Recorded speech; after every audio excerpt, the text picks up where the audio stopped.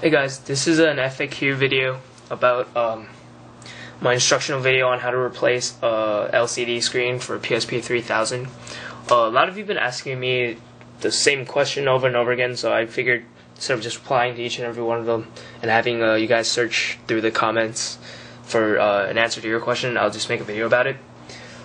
So one question I've been getting a lot is where to get a screen. Well, before I got all my parts, my screens, from a manufacturer, some company in China. So I don't know. I used to sell them, but the thing is, I didn't have enough demand, so I stopped doing that. But as of what I know, you can get some on eBay, Amazon, or other sites. Like, I'm not sure, but I think you can get one off Newegg, maybe. But most likely you'll find them on eBay and Amazon. But beware, most of them are used, but they call them seller refurbished or whatever. So sometimes they may have like one dead pixel, or they may send you a dead screen. So just remember to check out the feedback that they've been getting, and the price. Obviously, prices will obviously vary, but screens are generally about, I'd say 40 maybe 50 dollars per screen, but that's for brand new ones. You can pretty much get cheaper ones if they're like scrapped from another PSP. So yeah. Here's another question I keep getting. Can they use a PSP3000 LCD to replace it with a 3000? The answer is no, because for each of the PSP models, they use different screens, no matter how similar they may look. So for the PSP Fat 1000, the beginning one, it was a really chunky one, and it used the backlight and everything.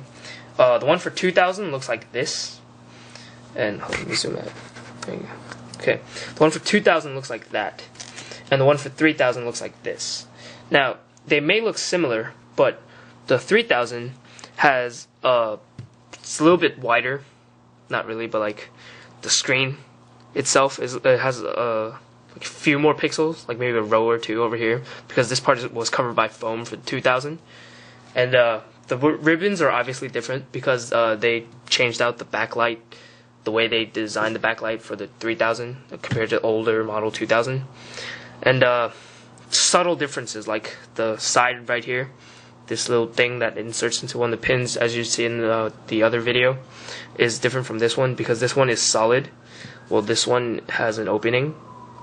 So it's the subtle differences that will not allow you to interchange parts. Let's see. Right, another question I get is for different models, different regions that they sell the PSP in, they'll have a slight modification to the model number. Because, for example, generally it's the PSP3000, but in North America, or North America region, you can find the 3001. In other European, maybe 3002. If there's like one tiny number, as long as 3000 something, you know you have the model 3000. You can have 2001, 2002. That's still the model 2000. It's completely different from 3000. As long as it starts with 3000, it's the 3000 model, generally. Actually, no, two guys asked me that they put everything back together and certain things aren't functioning. That could be because you either crushed one of the ribbons or you probably severed one of them by accident. So either go through the video again, open it, and then check to see if you damaged anything. But there should be no reason why putting in a new screen should damage any of the buttons.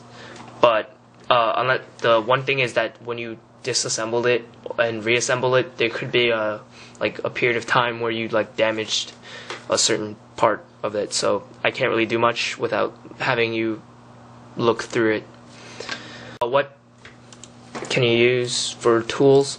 Well, the screwdrivers are basically really simple, because that's what people keep asking me about. You can use eyeglasses screwdrivers, or you could go to like Home Depot and buy like one of those tiny sets of like multiple sized mini screws.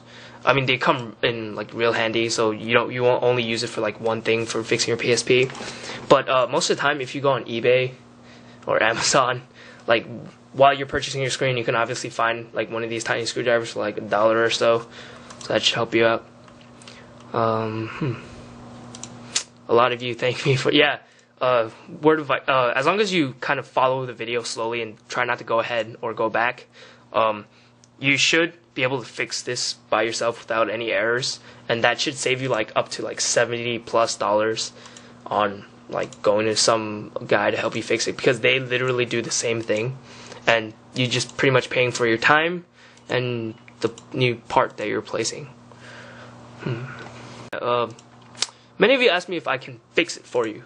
Yes, I can, but the thing is, I'm gonna have to charge you for labor. It's not gonna be like crazy, like how much people actually charge you when you go to someone else. But I'm probably charge like, let's see, I'll charge you $50 in total.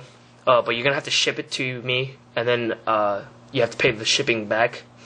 But thing is, $50 cost breakdown would be for the parts, and then the others for my time helping fix this. So it's doable, but I would advise against you trying this yourself, because when you do this yourself, you get like a real sense of like accomplishment. I don't know why, but like it's like you fix something when you think that you can't, and like it's something so high tech and fancy when it's really, really simple. As long as you have a guide so you can watch the video to help you, because that helped many people. But if it doesn't, you can still ask me questions. I'll try to answer all the PMs. Oh, right, this guy, Deal Extreme is also another site that is kind of handy. I've been hearing a lot about it, but I know they're based in China, so it's pretty much like the same thing. Let's see. Few people have the same problem of a bottom of a screw that's not being able to come out. What you have is a strip screw. Basically, it means that the plastic around the metal threading is gone, so your screw won't be able to grip, so you can't take it out. My best advice is to take a screwdriver. You can do a rubber band or whatever you want, but like just put the rubber band over the screw, jam the screwdriver in there, and give it a hard turn. It should come out. If that doesn't, you can either forcibly take it out, but you're gonna have to like get another screw and replace it. But forcibly taking it out is basically you taking a screwdriver that you don't really need, put some crazy glue on it, stick it in the screw, the head of the screw, and just leave it there for a few seconds until it dries, and just yank it out. I would advise against that, but it's like last resort. The real way you should do this is taking a Dremel. It's like those tiny drill things, and just drill out the screw. But if you're like a beginner and haven't had much experience doing this, then I'd advise against that.